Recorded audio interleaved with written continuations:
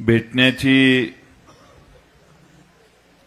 संधी मिळणार आहे म्हणून मी मुद्दामून जरा दुसऱ्या 2 सभा रद्द करून इकडे आलो, कारण सगळ्या गावात जाणं शक्य होणार नाही आणि मोठ्या प्रमाणात आपण इथे एकत्रित जमणार असं भाऊंनी सांगितल्यावर मी भाऊंना सांगितलं की 2 सभा मी काढून इकडे येतो. आता अमोल कोल्हेंच्या कार्यक्रमात परवा त्या सभा ऍडजस्ट केलेल्या आहेत, त्यामुळे ते तिकडे जातील. पण विधानसभेची निवडणूक चालू झाली आहे. मागच्या 5 वर्षात या मतदारसंघात मानसिंग भाऊंनी किती प्रचंड काम केलंय हे तुम्हा सगळ्यांना ज्ञात आहे. विधानसभेत निवडून गेल्यावर आपल्या मतदारसंघात जास्तीत जास्त निधी खेचून आणणारे पहिले 10 जे आमदार असतील या टर्म मधले, त्यात कदाचित पहिल्या 5 मध्ये भाऊंचा नंबर लागत असेल. तुम्ही एखाद्या ठिकाणी कॉन्क्रीटचा रस्ता मागितला, एखाद्या ठिकाणी डांबरी रस्ता मागितला, एखादी भिंत मागितली, एखादं मंदिर मागितलं, तुम्ही म्हणायचं आणि त्यांनी करायचं, हे चित्र मागच्या 5 वर्षात भाऊंनी आपल्या सर्वांना दाखवले. भाऊ सरळ मार्गी आहे. भाऊ बाकीच्या काही पक्षीय अमकाय तमकाय अशा ह्याच्यात कधी भाऊ नव्हते. आणि म्हणून आपलं काम बरं की आपला मार्ग बरा, या पद्धतीनं भाऊंनी 5 वर्षात अतिशय चांगलं काम केलं. आज पुन्हा एकदा शरद पवार साहेबांनी मानसिंग भाऊंची उमेदवारी या मतदारसंघात दिलेली आहे. या मतदारसंघात स्वर्गीय शिवाजीराव देशमुख साहेबांची भाषणं आम्ही अनेक वेळा ऐकलेली आहे आणि त्यांच्या भाषणामध्ये भारतीय जनता पक्षाचा कडाडून विरोध असायचा.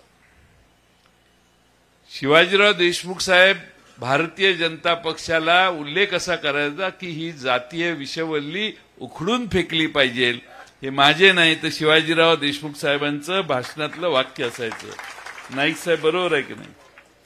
कायम भारतीय जनता पक्षाच्या वाऱ्याला जायचं नाही,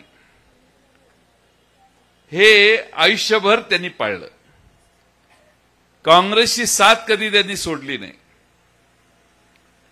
आणि त्यांनी अनेक वेळा आम्हाला सांगितलं की भारतीय जनता पक्ष हा पक्ष हा या देशात चुकीच्या मार्गाने लोकांना नेणारा पक्ष आहे आणि म्हणून या पक्षाला आपण सगळ्यांनी संघटितपणाने विरोध केला पाहिजे. आणि म्हणून भारतीय जनता पक्षाला विरोध का होता? शिवाजीराव देशमुख साहेबांचा विरोध होता कारण समाजामध्ये जाती जातीमध्ये भांडणं लावण्याचं काम हा पक्ष जाणीवपूर्वक करतो. चातुर्वर्ण भारतात कुणामुळे आला हे मी तुम्हाला वेगळं सांगायची गरज नाही. पुन्हा एकदा भारतामध्ये आणि महाराष्ट्रामध्ये चातुर्वर्णाची व्यवस्था निर्माण करण्याचा मनसुबा जर कुणाचा असेल तर तो आपण वेळीच ओळखला पाहिजे, ही माझी तुम्हा सगळ्यांना कळकळीची विनंती. आपण बहुजन समाजाचं राज्य यशवंतराव चव्हाण साहेबांच्या वेळेपासून महाराष्ट्रात टिकवण्याचं काम केलं. ऍक्सिडेंटली मध्ये 1-2दा सत्ता आली असेल त्यांची, पण महाराष्ट्राची स्थापना झाल्यापासून जेव्हा महाराष्ट्राचा मंगल कलश 1 मेला यशवंतराव चव्हाण साहेबांनी आणला, तेव्हापासून या महाराष्ट्रात 18 पगड जातीचे बहुजन समाजाचं राजकारण यशवंतराव चव्हाण साहेबांनी महाराष्ट्रात केलं. स्वर्गीय वसंतराव दादांच्या पासून राजाराम बापूंच्या वेळेपासून बाळासाहेब देसाई असोत, यशवंतराव मोहिते असोत, ही सगळी या भागातली दिग्गज माणसं यशवंतराव चव्हाण साहेबांच्यामुळे पुढे आली राजकारणात आणि त्या सर्वांनी बहुजन समाजाचं राजकारणाला प्राधान्य दिलं. प्रसंगी सोचलं, पण कोणत्याही परिस्थितीत क्रांतिसिंह नाना पाटील, बाबूजी पाटणकर, नागनाथ नायकवडी ही सगळी जुनी माणसं कायम बहुजन समाजाच्या हिताचा आग्रह का धरत होती? ती काय वेडी होती म्हणून धरत होती? त्यांना माहिती होती की जातीय विषवल्ली गाडणं हे भारताच्या दृष्टीनं फार महत्वाचं आहे आणि ती विषवल्ली आपल्याला गाडावीच लागेल. आणि म्हणून त्या विषवल्लीच्या आधारानं कुणी जर उभा राहिलेला असेल निवडणुकीला तर तोही त्या विषवल्ली बरोबर गाडण्याचं काम तुम्ही करायला पाहिजे, हे सांगायला मी इथं मुद्दामून आलो. ज्या अपेक्षित नाही त्या पक्षात काही लोक जर जात असतील तर आपण भावनेत न अडकता आपलं कर्तव्य समाजाच्या प्रती, आपल्या भागाच्या प्रती आणि बहुजन समाजाच्या हितासाठी आपण ठामपणाने ही भूमिका घेणं आवश्यक आहे.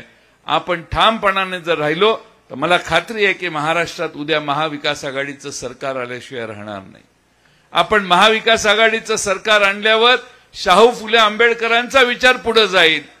जर भारतीय जनता पक्षाला मत तुम्ही केलं तर शाहू फुले आंबेडकरांचा विचार याच निवडणुकीत मातीत गाडण्याचं काम समोरच्या लोकांच्याकडून होण्याची शक्यता आहे. आणि तुम्ही आम्ही छत्रपती शिवाजी महाराजांच्या परंपरेतली लोक आहोत. आपल्याला कोणत्याही परिस्थितीत 18 पकड जाती, सर्व जाती आणि धर्म यांना बरोबर घेऊन जावं लागेल. मगाशी ते भाषणात म्हटले बटेंगे तो कटेंगे. अरे बटेंगे तो कटेंगे एवढं का घाबरलाय? दिल्लीला तुमचं राज्य, महाराष्ट्रात तुमचं राज्य. बटेंगे की कटेंगेचा विषयच नाही माणसांच्या मनात. माणसांच्या मनात आहे रोजीरोटीचं काय, नोकरीचं काय, महागाईचं काय. आमच्या समोर अनेक प्रश्न वाढून ठेवलेले आहेत. शेतीमालाचे दर घसरत आहेत. सोयाबीन 3200-3400 रुपयावर जात नाही. आता बटेंगे की कटेंगे का सोयाबीन कापायची वेळ आली तर कापता येईना झाले, कारण दरच नाही आहेत. कोणत्या शेतीमालाला चांगला दर आहे? मध्ये ऊसाला दर वाढायला लागला तर रसापासून इथेनॉल तयार करणाऱ्या कारखान्यांची पॉलिसी होती ती एकदम धाडकन बंद केली. लोकांचे शेकडो कोटी रुपये पाण्यात गेले, वेगवेगळ्या कारखान्यांनी टाकलेले. जर इथेनॉल रसापासून सुरू केलं तर कदाचित आमचा साखरेचा दर 43-44 रुपयापर्यंत गेला असता. पण ते लक्षात आल्यावर त्यांनी बंद पडलं. आमचा दर पुन्हा 35-36 रुपयावर खाली आला. तुम्ही कोणतीही शेतीमाल बघा, मगाशी त्यांनी सांगितलं कापसाचे दर वाढायला लागले. 22 लाख गाठी आयात केल्या. देवेंद्र फडणवीस 2013ला मोर्चा काढून सांगत होते 6000 रुपये सोयाबीनला दर मिळाला पाहिजे. तेच राज्याचे उपमुख्यमंत्री आहेत. 3400-3500 ह्याच्यावर सोयाबीन जाईना झाले, अशी आजची परिस्थिती आहे. आणि म्हणून शेतकऱ्यांच्या विरोधात धोरणं ज्या सरकारने स्वीकारलेली आहेत, शेतकऱ्यांचा शेतीमाल महाग झाला, जादा दराने विकला गेला तर महागाई वाढते असं समजणारी जी लोक आहेत त्यांच्या विरोधात मित्रांनो आपली ही लढाई आहे. ही लढाई फक्त शिराळ्यात कोण निवडून येणार आणि कोण नाही एवढी मर्यादित नाहीये. ही लढाई आहे ती विचारांची लढाई आहे. ही लढाई आहे ती धोरणांची लढाई आहे. आपण बहुजन समाजाच्या बाजूने उभा राहिलो, आपण जर या राज्यामध्ये शाहू फुले आंबेडकरांचा विचार आणि शेतकऱ्यांची बाजू मांडणाऱ्यांच्या मागे उभा राहिलो तरच आपलं भवितव्य चांगलं आहे. आणि म्हणून आज महाराष्ट्रामध्ये शरद पवार साहेबांच्या मागे सगळा समाज हळूहळू उभा राहायला लागला. 84 वर्षाच्या वयात रणधीर पापा रोज 6 सभा 7 सभा. काल मी 1-2 सभेच्या सूचना केल्या, परवा त्या आज त्यांनी स्वीकारल्या. आणि त्यांच्या पीएनए साहेबांना जास्त वेळ होतोय म्हणून 2 सभा पुढच्या रद्द केल्या. त्या रद्द झालेल्या सभा मला फोन आला. मी परत म्हटलं हे स्पेसिफिक साहेबांना सांगा. रात्री साहेबांनी ते मान्य केलं आणि आज सकाळपासून 7 सभा ओळीनं करून संध्याकाळी 9 वाजता 8:30-9 वाजता भोसरीच्या सभेला गाडीनं ते पोचणार आहेत. वय वर्ष 84. त्यांना काय फिरायची गरज आहे? 4 सभा केल्या, कुठेतरी विषय संपवला, दिवसभराचा तर चालतो. पण महाराष्ट्रामध्ये शिवसेना असो, काँग्रेस असो, राष्ट्रवादी असो, आता हे गेलेत कोल्हे साहेब, ते काँग्रेसच्या मतदारसंघात गेलेत, जतला आणि पलूसला. राष्ट्रवादी काँग्रेस पक्षाचा हा आग्रह आहे की कोणत्याही परिस्थितीत महाविकास आघाडीचं सरकार महाराष्ट्रात आलं पाहिजे. आणि म्हणून आपणा सर्वांना मी विनंती करेन की ही निवडणूक ही तुमच्या गावातल्या राजकारणाला महत्त्व देणारी असू नये. ही निवडणूक ही महाराष्ट्राच्या राजकारणामध्ये भारतीय जनता पक्षाला कुठं ठेवायचं ही निवडणूक आहे. भारतीय जनता पक्षाला घरचा रस्ता दाखवण्याची शिवाजीराव देशमुख साहेबांनी काय सांगितलेलं आपल्याला, जातीय विषवल्ली गाडण्याची गरज आहे. चुकीचं वाक्य नाही. त्यामुळं आपल्याला जातीय विषवल्ली गाडायची आहे. त्यात कोण कोण त्यात जातं ह्याचा दुर्लक्ष करा त्याकडे. आपण ताकदीनं काम केलं तर मला विश्वास आहे की मानसिंग भाऊंचा विजय फार चांगल्या पद्धतीनं होईल. आता मी अलीकडे जाणवायला लागले, इकडच्या लोकांना सांगायचं वाळव्यातलं आहे आमचं, वाळव्यात जायचं, तिकडच्या 48 गावात चांगलं आहे म्हणायचं आणि 48 गावात जायचं म्हणायचं. त्या धरणापासून अलीकडं कुठंच मानसिंग भाऊ दिसत नाही. आता मानसिंग भाऊ दिसत नसते तर एवढी माणसं गोळा झाली असती का? मी कुठल्या खासदाराचं नाव सांगत नाही, पण ते खासदार झाल्यावर त्यांना बोलवायचे लोक. ते म्हणायचे, अरे तिसऱ्या तालुक्याचं नाव सांग, मी इकडं ह्या तालुक्यात लग्नाला आलोय. दुसऱ्या तालुक्याने त्याच तालुक्यातला फोन आला तर त्याला सांगायचं मी उद्या येतो, तू काय काळजी करू नकोस. कुठल्याही माणसाच्या हातात ते सापडायचे नाहीत. असायचे, घरातच बसलेले असायचे, कुठंच जायचे नाहीत. पण प्रत्येक फोन आला, फोन घ्यायचे ना, मी तिकडं आहे, मी आता उदाहरणार्थ मी आटपाडीला आहे, मी जतला आहे. कशाला माणसं वगैरे. आता टाइम बदललाय, आता मोबाईलवर तू कुठं आहेस ते लगेच सांगायची पाळी येते. तसं आता टाइम बदललेला आहे आणि महाराष्ट्रामध्ये 2 मराठी माणसांचे पक्ष फोडणाऱ्या भारतीय जनता पक्षाला शिक्षा देण्याचा प्रश्न महत्वाचा आहे. फक्त 2च आणखीन मुद्दे मी सांगतो. एक मुद्दा आहे, 2 पक्ष फोडले, एकनाथ शिंदेच्या बरोबर 40 जण गेले, ठीक आहे. अजित पवारांच्या बरोबर उरलेले गेले. हे कशामुळे गेले? त्या नरेंद्र मोदी साहेबांनी भोपाळला एक भाषण केलं की 70,000 कोटीचा घोटाळा यांनी केलाय. लगेच हे तिकडे गेले. दुसऱ्या दिवशी शपथविधी झाला. ज्यांच्यावर आरोप होते तेच सगळे मंत्रिमंडळात गेले. नवाब मलिकांच्या सारख्या ज्यांनी भारतीय जनता पक्षाला भंडावून सोडलेलं, त्याला वेगळ्या पद्धतीनं अडकवून त्यांच्यावर देशद्रोहाचा आरोप यांनी केला. देवेंद्र फडणवीस स्वतः या आरोपाचा उल्लेख सतत करायचे. नवाब मलिकांना देशद्रोही तुम्ही ठरवायचा प्रयत्न करताय. त्या नवाब मलिकांना भारतीय जनता पक्षाने पॅनेलमध्ये घेतलंय. म्हणजे अजित पवारांच्या पक्षात नवाब मलिक हे आता उमेदवार आहेत, ज्याची मान्यता भारतीय जनता पक्षाने दिलेली आहे. एकावर एक फ्री अशी स्कीम आहे त्यांची. नवाब मलिकांनाही तिकीट आहे आणि त्यांच्या मुलीला पण तिकीट आहे.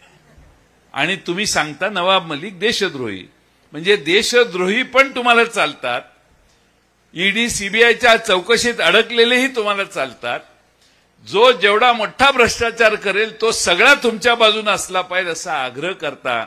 याचा अर्थ पूर्वी अनेक वर्ष तुम्ही ज्या पक्षावर आरोप करत होता ते सगळे आरोप आता तुम्हाला लागू झालेले आहेत, कारण हे सगळे तुमच्या पक्षात आलेले आहेत. आणि म्हणून भारतीय जनता पक्ष मित्रांनो आता स्वच्छ पक्ष राहिलेला नाही.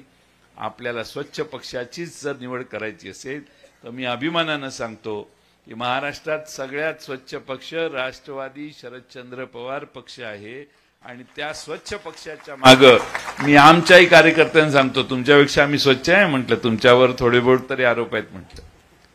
पण महाराष्ट्रामध्ये उद्धव ठाकरे साहेबांच्या नेतृत्वाखाली आम्ही 2.5 वर्षाचं सरकार चालवलं. त्यावेळी मानसिंग भाऊंनी या मतदारसंघात वाकुर्डेच्या योजनेला आंध्रानं निधी आणला, प्रचंड निधी आणला. त्या 3 वर्षाच्या काळातच मला वाटतं या वाकुर्डे योजनेचं जवळपास काम पूर्ण होत आलं. त्यामुळं फार मोठ्या प्रमाणामध्ये आपल्या भागाचा विकास मित्रांनो झालेला आहे. आता आणखीन 2 पावलं मानसिंग भाऊंचा विचार आहे. अनेक वेळा मी मंत्री असताना आम्ही बैठका घेतल्या आहेत. शिवाजीराव नाईक साहेबांनी त्यात फार रस घेतलेला होता. तो म्हणजे चांदोलीच्या अभयारण्य आणि चांदोलीच्या आसपासच्या परिसरामध्ये पर्यटन केंद्र व्हावं आणि इथं किमान 2-4 हजार लोकांना रोजगार निर्माण करावा असा प्लॅन, अशी पावलं ही उचलण्यासाठी मानसिंग भाऊंनी, शिवाजीराव नाईक साहेबांनी सुरुवात केलेली होती.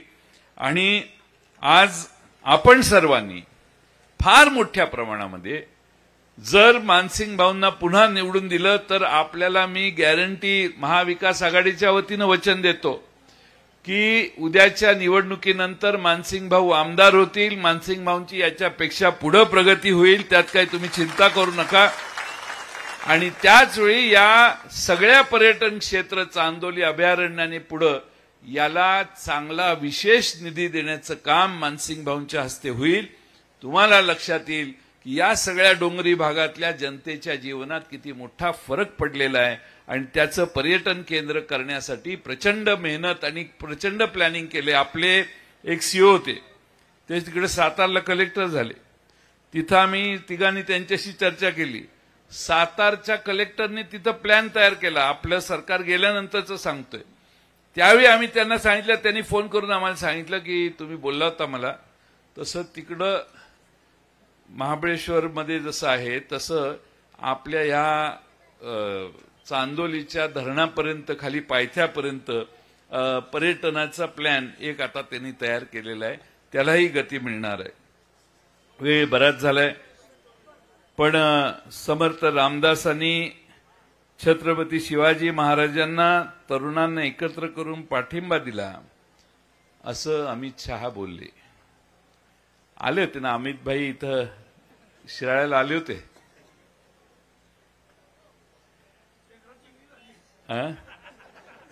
प्रचंड चेंगराचेंगरी झाली, अनेक जण घायाळ झाले, मांडवात माणसं टिकली नाहीत, राहिली नाहीत.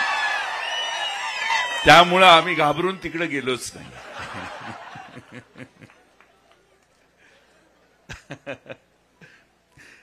आता समर्थ रामदासांनी छत्रपती शिवाजी महाराजांना तरुणांना संघटित करून पाठिंबा दिला. शिवाजी महाराज कसे हळूहळू मागे आणता येतील हे बघण्याचं पाप यांच्या मनात आहे.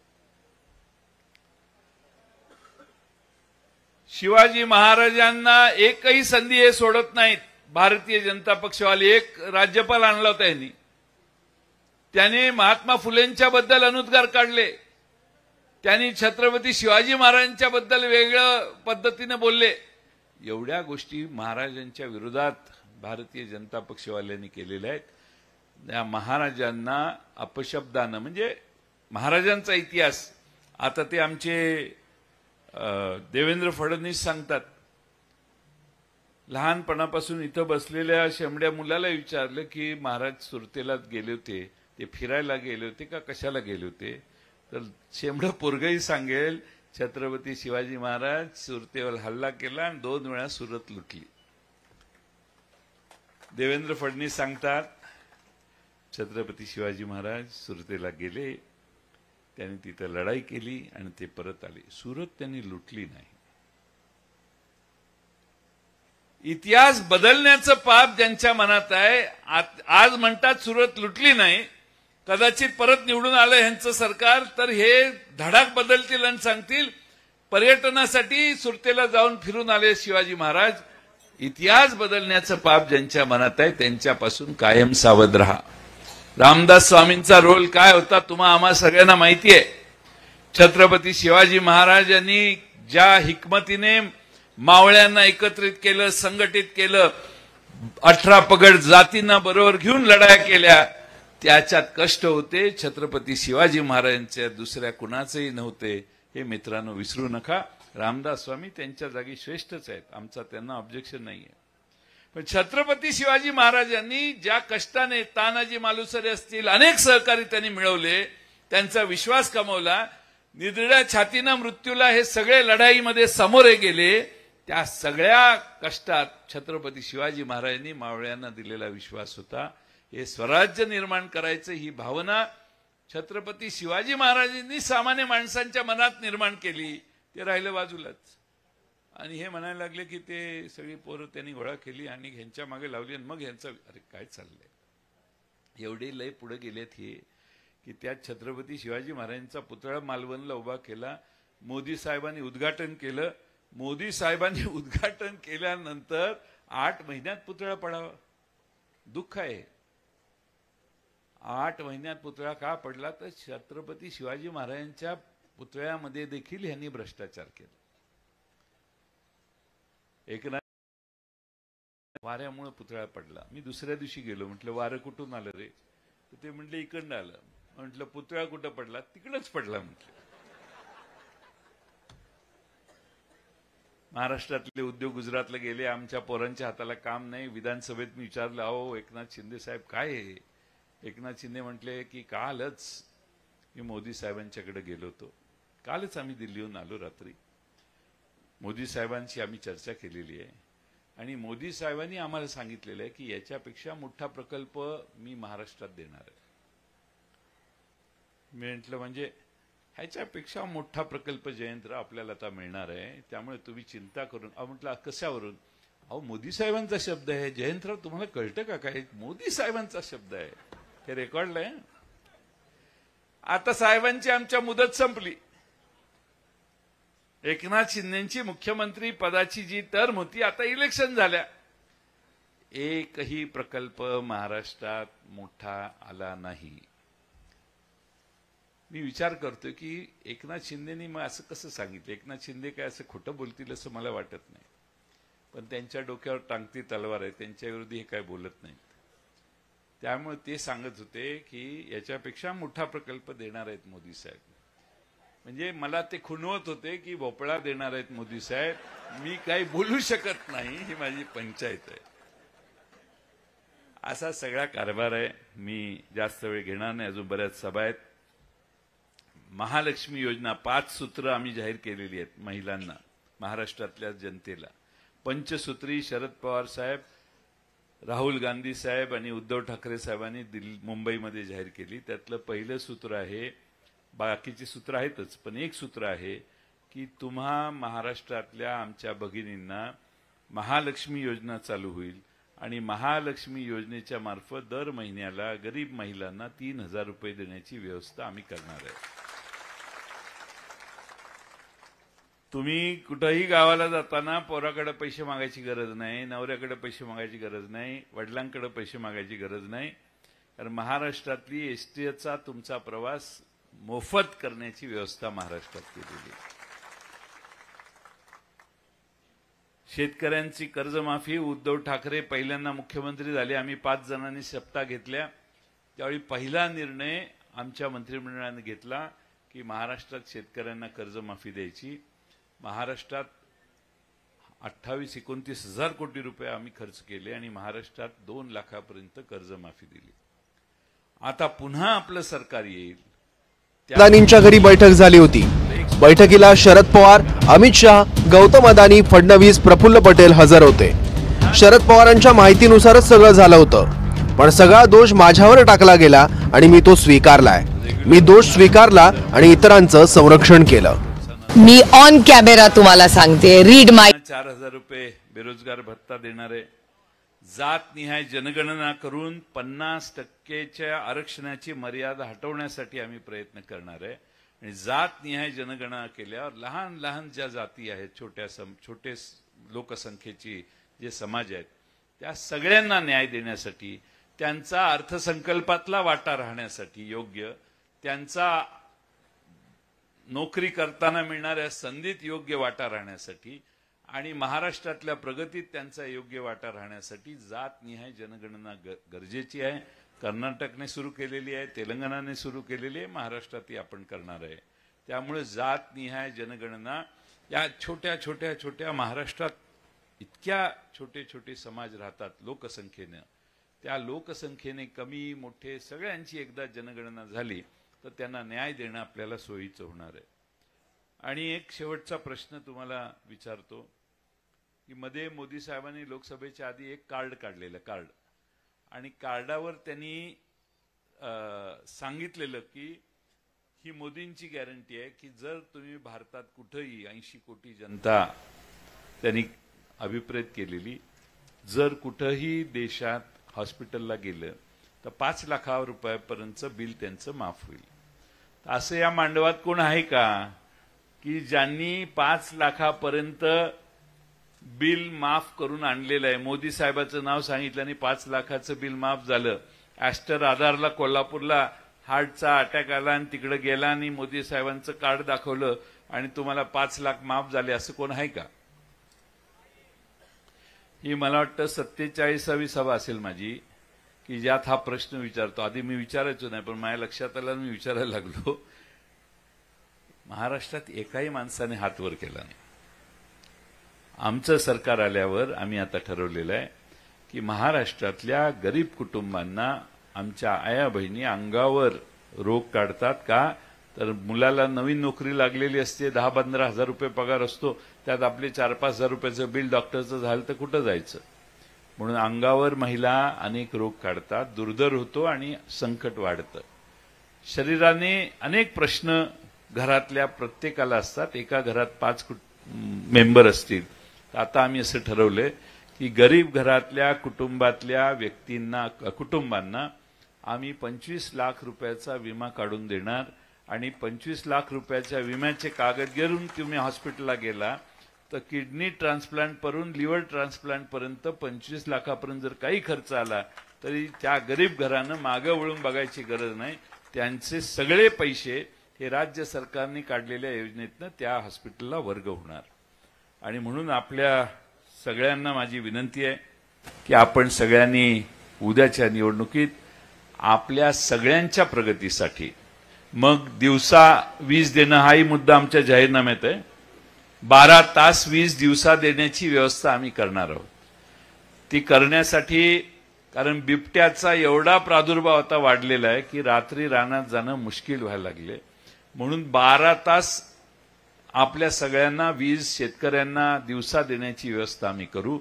आणि दुसऱ्या बाजूनं पानंदीचे रस्ते करण्यासाठी विशेष निधी आम्ही देणार आहोत, ज्याच्यामुळे विशेष बजेटमध्ये प्रोव्हिजन करून महाराष्ट्रातल्या शेतकऱ्यांचे ग्रामीण भागातले शेतीत जाणारे रस्ते दुरुस्त करण्याचं काम आम्ही करू. आज म्हणून माझी आपणा सगळ्यांना विनंती आहे, माझं संपलेलं नाही, शेवटचा माझा हे टोपीवाल्यांनो मागं जरा 2 मिनिट, मला एक काम माझं करायचंय, मग जावा.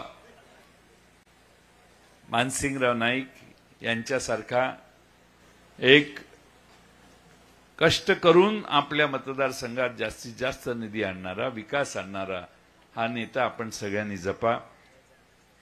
बाकीचे बरेच येतील, त्यांना पाहिलं तर वेगळ्या ठिकाणी आपल्याला संधी देता येईल, पण विधानसभेत मात्र एकच भाऊ मानसिंग भाऊ मग अशी घोषणा दिली. आता जाताना माझी आपणाला विनंती आहे, तुतारी वाजवणारा माणूस हे आमचं चिन्ह आहे, आपल्या सगळ्यांनी त्या चिन्हावर लक्ष ठेवावं. सभेला फार प्रचंड गर्दी आहे, येताना गाडी पण आत येत नव्हती. आज एवढ्या मोठ्या संख्येनं या मतदारसंघाच्या या बाजूला आपण गोळा झालेला आहात. आता घरी जाल त्यावेळी माझं एक इन्कम टॅक्स डिपार्टमेंटचं कागद, इन्कम टॅक्समध्ये काम कर,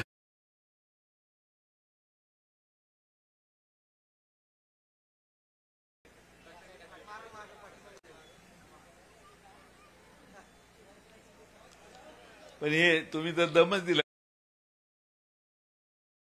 बाजू दिलेला आहे. बोलतो बसा. गिरणी कामगारांची घरं देण्यासाठी देखील आमच्या महाविकास आघाडीने तरतूद केलेली आहे, आणि गिरणी कामगारांना घरं बांधण्यासाठी रक्कम देखील महाराष्ट्रात जे बेघर आहेत, तुम्हाला माहिती आहे की नाही माहित नाही, मागच्या 3-4 महिन्यात ज्यांनी घर पाडलं आणि नवीन घर योजनेतनं आलं त्यांना पुढचे हप्तेच आलेले नाही. मागासवर्गीय समाजाचे पैसे डायव्हर्ट झाले, आदिवासींचे पैसे डायव्हर्ट झाले, सगळ्या योजनांचे पैसे डायव्हर्ट झाले. त्यामुळे सध्या कुणी घरं बांधायला लागलं असेल योजनेतनं आलेली कुणाला, तर त्यांना पुढचे हप्ते आलेले नाही. तुम्ही गावात सर्वे करा. पण माझं मुख्य काम राहील, आता तुम्ही घरी गेल्यावर एक काम करायचं. घरात विचारतीलच कुठं होता इतका वेळ, त्यांना सांगायचं तेव्हा बाबा आला होता, त्याची सभा होती म्हणून होतो. पण त्यांना तुम्ही घरी गेल्यावर पत्नीला बोलवा समोर, एक मीटिंग करायची. प्रत्येकाने घरी गेल्यावर पत्नीला बोलवा, बहिणीला बोलवा, आईला बोलवा, वहिनीला बोलवा, मावशीला बोलवा. घरात मीटिंग करा, नाही तर तुमच्या वाड्याची मीटिंग बोलवा, आपला काय प्रॉब्लेम नाही. आणि त्यांना सांगायचं, विचारायचं की तो दाढीवाला बाबा 1,500 रुपये तुम्हाला द्यायला तयार झालाय, पण ह्यो नवीन आलेला बाबा 3,000 रुपये देणार आहे. त्यामुळं आता कुणीकडे जायचं, महाविकास आघाडीकडे जायचं, हा निर्णय घरात जाऊन तुम्ही सगळ्यांनी करा. महाराष्ट्रामध्ये महिलांची किंमत काय मागच्या 1.5-2.5 वर्षात झाली, किती बलात्कार झाले, लहान बालकांच्यावर किती अत्याचार झाले, सांगून मी तुमचा वेळ घेत नाही. महिलाच सुरक्षित ठेवता येत नाही त्यांना, ते आणखीन काय काय करतायत. माझी तुम्हाला विनंती आहे की महाराष्ट्रातलं चित्र बदलायला लागले. आपलं उद्या सरकार येणार ही काळ्या दगडावरची रेग आहे आणि त्यासाठी तुम्हा सगळ्यांचा आशीर्वाद मानसिंग भाऊंच्या उमेदवारीच्या मागे, तुतारी वाजवणाऱ्या माणसाच्या मागे आपण उभा करा, एवढीच विनंती या निमित्तानं करतो आणि माझे 2 शब्द पूर्ण करतो. धन्यवाद. आता पक्षप्रवेश आहे, उठू नका, पक्षप्रवेश आहे. धन्यवाद साहेब. यानंतर वाकायवाडी गावातून भाजपमधून राष्ट्रवादी काँग्रेस पक्षामध्ये काही कार्यकर्ते